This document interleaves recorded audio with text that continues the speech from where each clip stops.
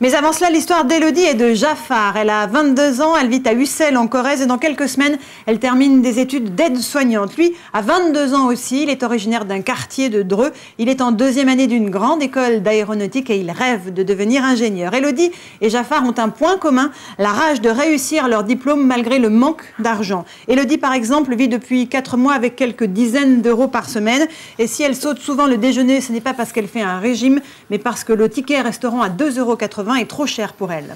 De son côté, Jafar vient d'une famille de 12 enfants. Après son bac, il savait que sa mère ne pourrait pas payer la fac. C'est grâce à une bourse au mérite qu'il peut aujourd'hui étudier. Élodie et Jafar font partie de ces étudiants sans ressources, de plus en plus nombreux. Selon l'UNEF, ils sont 100 000 sous le seuil de pauvreté, parfois dans l'incapacité de se loger à cause du manque de chambres dans les cités universitaires ou des loyers trop élevés en ville. Alors que le gouvernement a annoncé cette semaine son plan pour lutter contre le chômage des jeunes, nous avons voulu montrer la détermination de ceux qui se lancent dans les études sans compte en banque ni tradition familiale. Élodie a travaillé pendant 2 ans dans une boucherie avant de choisir le métier d'aide-soignante. Elle n'a jamais appelé ses parents lorsqu'elle n'arrivait pas à joindre les deux bouts. Elle s'est tournée vers le Secours catholique pour se nourrir. Le mois prochain, son diplôme en poche. Elle espère trouver du travail et oublier les mois de galère. Tête pleine et ventre vide. C'est un reportage de Cécile Delarue et de Jérôme Alexandre.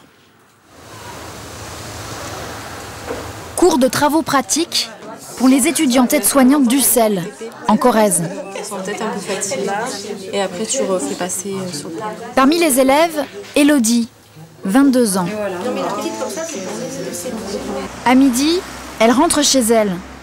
Elle ne va pas à la cantine. Le ticket vaut 2,80 €, c'est beaucoup trop cher pour elle. Alors dans son studio, elle se fait un sandwich.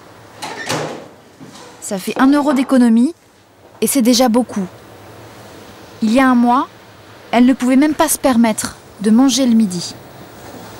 J'allais en cours le midi, je mangeais pas. Je rentrais chez moi, je disais aux autres je vais manger et puis en fait non quoi. En fait je rentrais, j'allumais la musique ou juste pour m'occuper, me changer les idées parce que c'est vrai que c'est pesant quoi. Et puis dès que je voyais l'heure défiler, allez hop, je repars en cours quoi. Quand on me disait t'as mangé, oui, qu'est-ce que t'as mangé? J'inventais un truc. Je mangeais je sais pas, des quenelles avec du riz.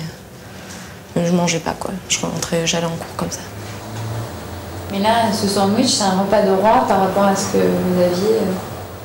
Fut un temps, par rapport à ce que j'avais fut un temps, oui, c'est un repas de roi, ça c'est sûr. Moi, j'avais même pas de quoi acheter du pain.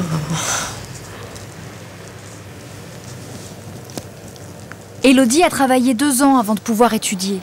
Elle pensait financer son année de cours en touchant les allocations chômage. Mais c'est interdit. En août, fini les acédiques. Elle ne touche plus rien et les factures s'accumulent. Voilà, la dernière lettre que j'ai reçue. C'est quoi ça? Mais que je vais plus avoir le droit à aucun découvert vu que j'arrive pas à rétablir à mon compte. Pourtant, je suis pas quelqu'un de dépensière quoi. Je balance pas les sous comme on dit par les fenêtres. Voilà, on peut voir prélèvement, virement mutuel, CPAM, prélèvement. Donc en fait, petite somme par petite somme, j'arrive facilement à 150 € ou 200 € par mois. Donc après, quand ça se cumule depuis le mois d'août, on arrive à des sommes vertigineuses, quoi. Puis là, ça commence à faire peur.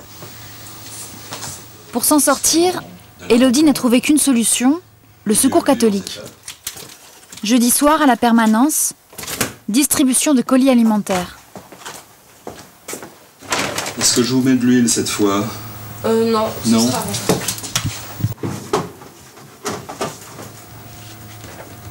Mais ça vous énerve de voir des situations comme celle d'Élodie? Ah oui. Ah oui, ça oui.